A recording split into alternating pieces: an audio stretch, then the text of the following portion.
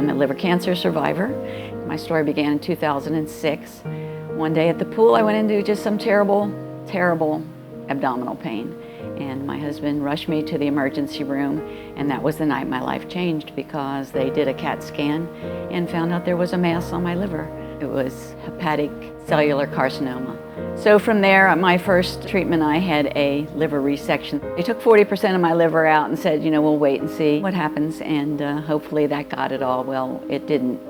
3 months later, they did another CAT scan and found I had 4 more tumors that were 4+ centimeters large. So, it's pretty discouraging, and the news literally knocked my husband off his feet. He fainted forward. We had to catch him.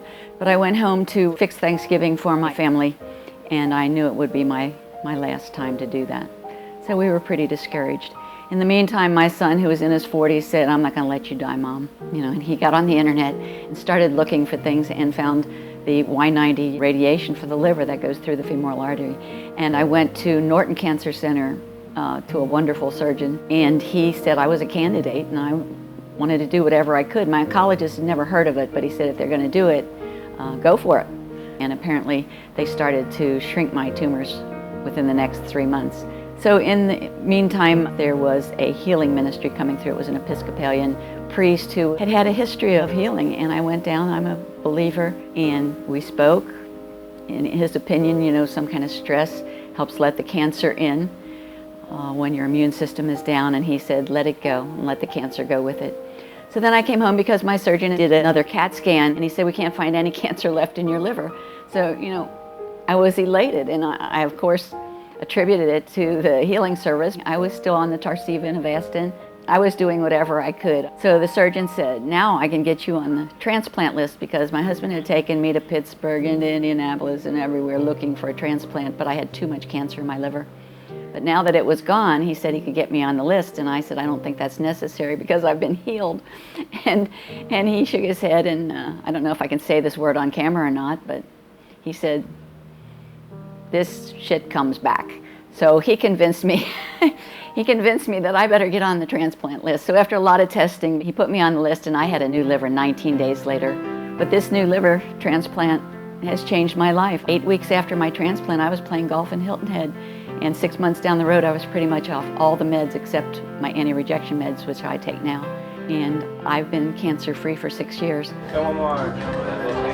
When I realized I was going to survive, I got involved with a group that Suzanne Lindley had put me onto called Emmerman's Angels. So I have talked to a lot of people about my story and helped them. In particular, a woman in Arizona who said she hadn't gotten out of bed since her diagnosis a couple weeks before. And I said, well, you have to get up, And she said, well, weren't you devastated? And of course I was. Weren't you depressed? Of course I was. But, you have to get past that. And she said, well, I don't even like my doctor. Well, then change doctors. Another fellow from Dover, Delaware, who'd been waiting for a liver transplant for a year and a half or so, and he was very sick. He had Hep C and cancer, and he said, if I don't work, I don't eat, and I'm too sick to work, and I've considered killing myself several times, and I'm just at my lowest point. And I said, well, please, don't do that. Don't even consider that, because once you get that liver, you're going to feel so good. It's going to be so much better. About 6 months later, he did call me, and he was elated. He said, I want to hug and kiss you because you talked me into, sticking it out. And he said, I got a new liver 3 weeks ago, and I feel great. I could go back to work right now, but of course they won't let me. But he said, I feel great, thank you. And those are the kinds of things that I felt like I was meant to do, and that's why, God left me here to pay it forward. And I live in Cincinnati, and I was called by a gal named Tammy Boehmer, and she said, I've heard your story, and I'd like to put you in my book. And her book is actually called From Incurable to Incredible. And it's a story of 27 survivors, and they all did something different. Some were nutritional, some were holistic, some really believed in the mind-body connection.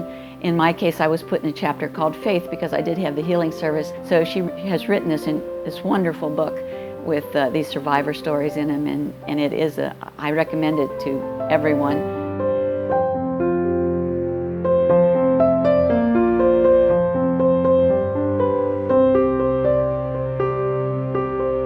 Say yes to hope.